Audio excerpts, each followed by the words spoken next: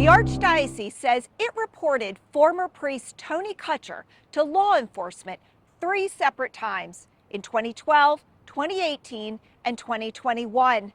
And in each case, no criminal charges were filed.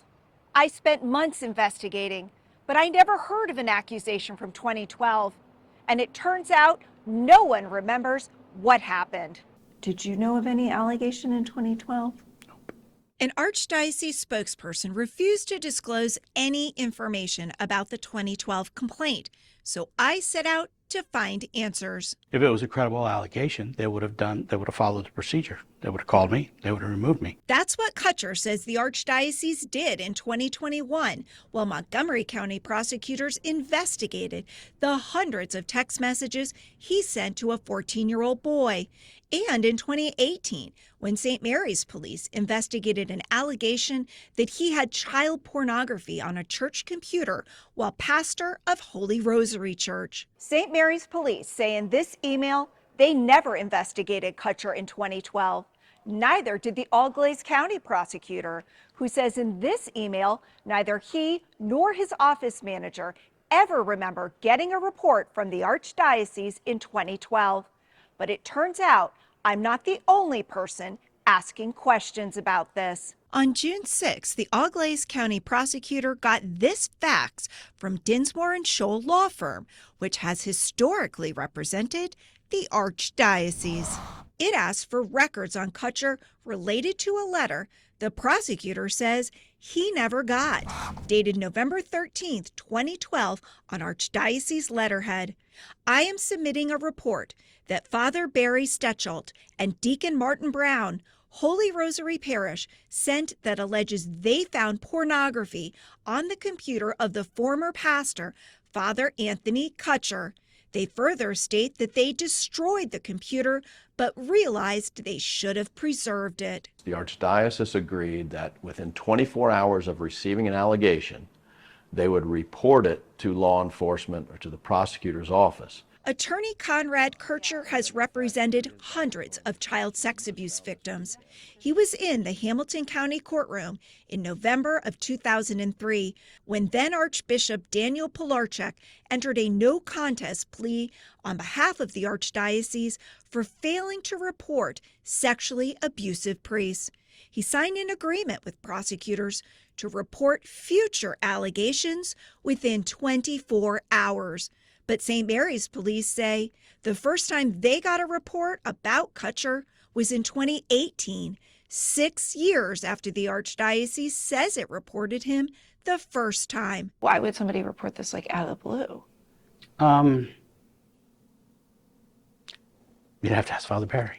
Father Barry did not want to go on camera for this story. The St. Mary's report shows police got a call from Holy Rosary Church on September 13th, 2018.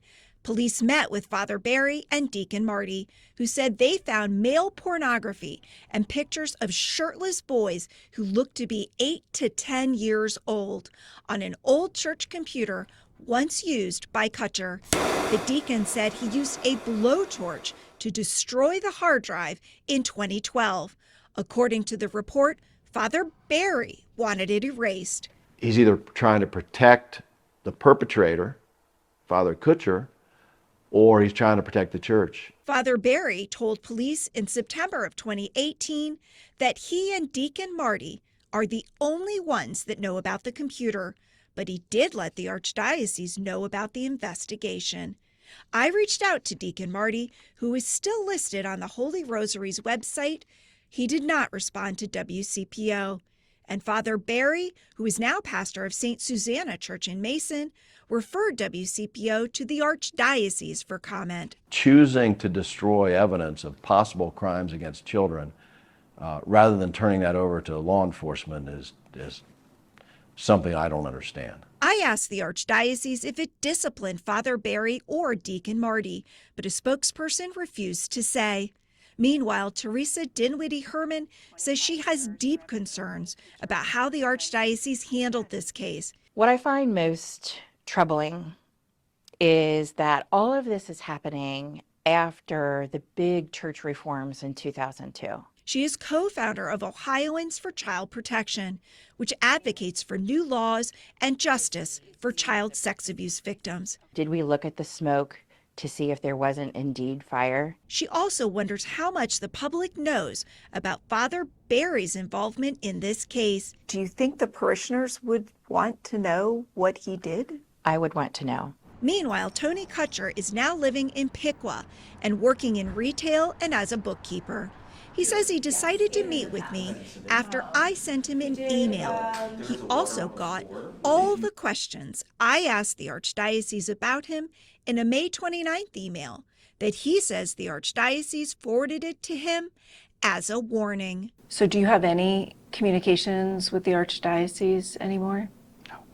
No. But they did send you my questions. They did. Yeah. They were not pleased.